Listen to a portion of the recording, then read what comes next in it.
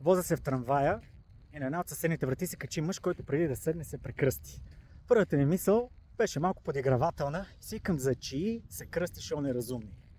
След това се замислих, че всъщност ние живеем на една малка топка пръст, която се върти с 100 000 км/час около една огромна топка горящ газ. Цялата ни планета страда от климатични проблеми. Нестихващи военни конфликти. Украина, Судан, за който никой не говори. Хуманитарни кризи.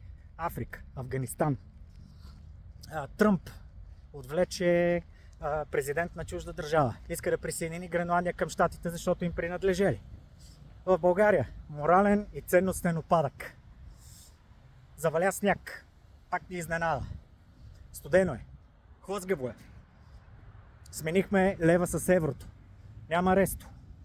Озвучаването на мамник. Нищо не се чува. И взех, че се прекръстих и аз.